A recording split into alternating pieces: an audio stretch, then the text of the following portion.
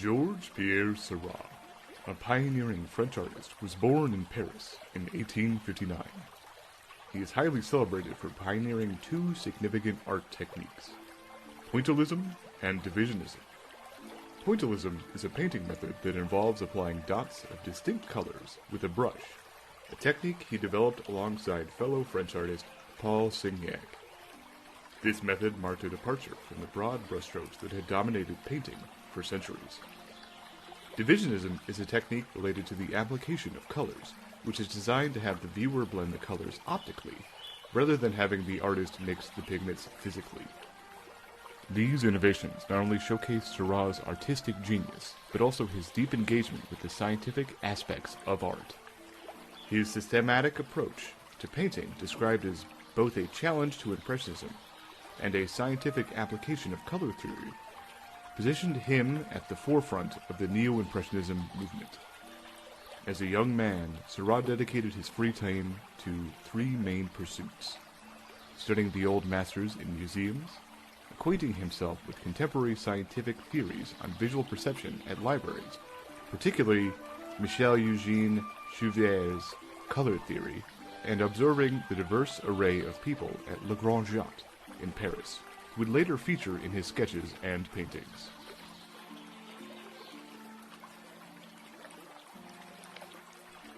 Seurat's A Sunday Afternoon on the island of Le Grande Jatte stands not merely as an iconic piece of art, it marks a pivotal moment in art history. This masterpiece introduced a revolutionary technique that defied the artistic norms of its time and paved the way for future explorations in art.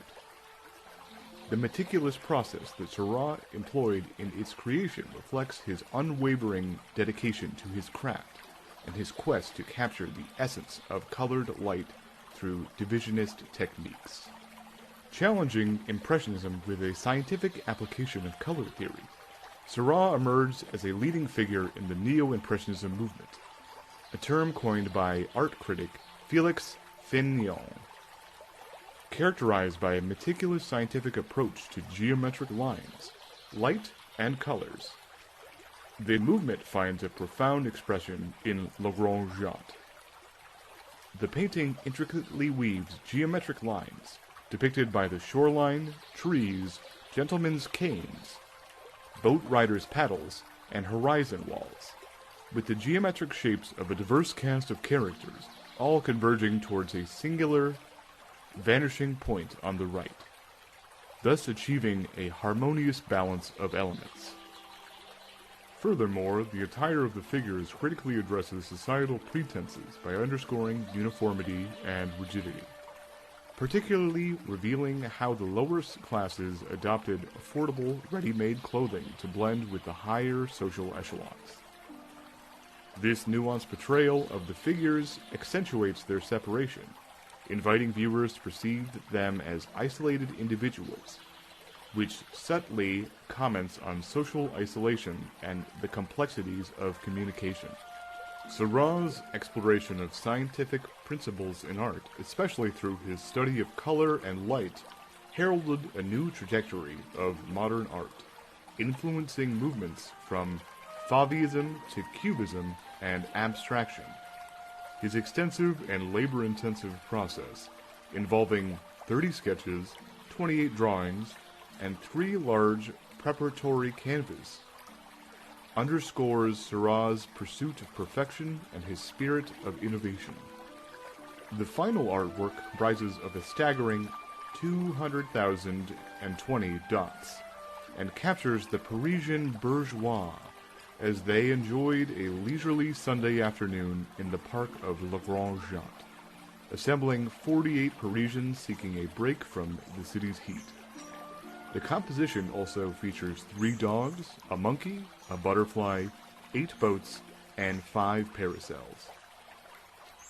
This vibrant tableau not only immortalizes a moment in time, but also offers a complex commentary on the societal structures of the era.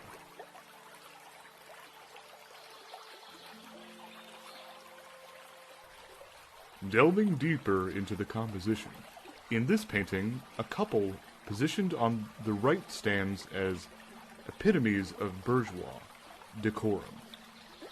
Their portrayal is a study in contrast and societal norms, with the woman possibly hinting at aspirations to high societal eccentricities, seen with a pet monkey on a leash. This detail alone speaks volumes about the social commentary Seurat weaved into his works. Her figure is crafted with curves and dark hues, while the man is depicted through straight lines and lighter colors, showcasing the traditional juxtaposition of masculine and feminine forms. Such nuanced depictions invite viewers to look beyond the surface, suggesting Seurat's intention to probe the depths of social identity and facade.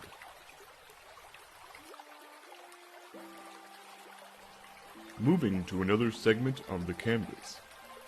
On the painting's lower left, the artist places a muscular boatman with a contemplative demeanor alongside a dapper gentleman, whose affectation Seurat subtly critiques through his diminutive stature, formal attire, and flamboyant cane.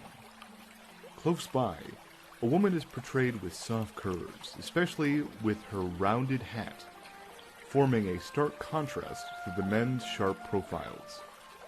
Here Seurat's keen observation of societal roles and expectations comes to the forefront, offering a critique veiled in visual elegance.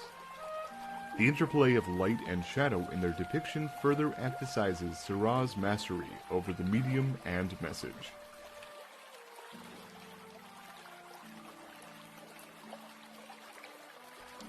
The central figures of the mother and child, prominently placed, contrast the complex social narrative with a clear emphasis on purity and innocence. The child, dressed in white, making direct eye contact with the viewer, stands out against the painting's varied backdrop, symbolizing a beacon of purity amidst the nuanced social interactions. This deliberate choice by Seurat not only highlights his skill in weaving together social critique and optimism, but also pays homage to Newton's color wheel, with the child's white dress taking central role. Through this, Seurat masterfully balances a critique of society with an underlying message of hope and simplicity. Shifting focus to the more nuanced characters, beside the elderly lady, a figure sits steadfastly, identifiable as a nurse by the red cloth atop her head.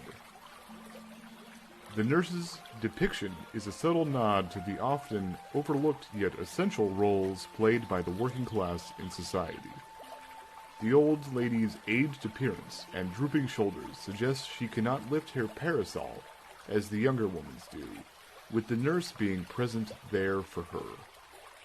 Critics have speculated about the elegantly dressed fisherwoman on the left and her seated counterpart, suggesting their attire might imply they are metaphorically fishing for clients, depicting the two as prostitutes. However, Seurat's silence on such interpretations leaves the narrative open to the viewer's imagination, showcasing his belief in art's subjective experience.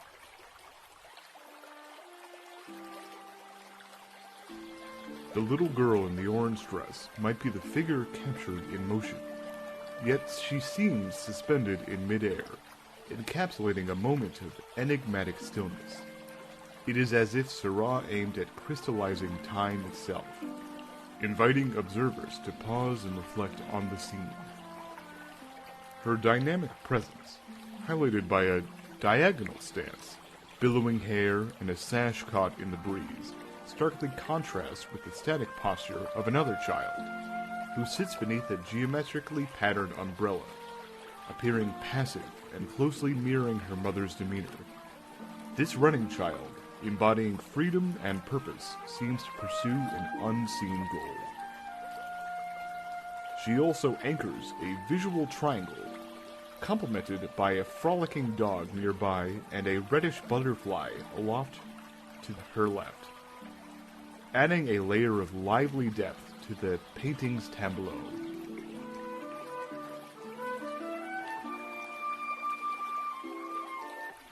Seurat's untimely death at the age of 31 left a legacy that transcends his brief life, positioning him as a pivotal figure in the transition from Impressionism to the more scientifically informed practices that would dominate modern art. As he once remarked, "Some say they see poetry in my paintings. I only see science." These words echoed the profound impact of Seurat's work, bridging the divide between art and science. His pioneering work with pointillism not only transformed the art world, but also presaged modern digital imaging techniques, such as pixels and halftones. And thus, Seurat remains a beacon of innovation, whose insights continue to influence both the art world and technological advancements.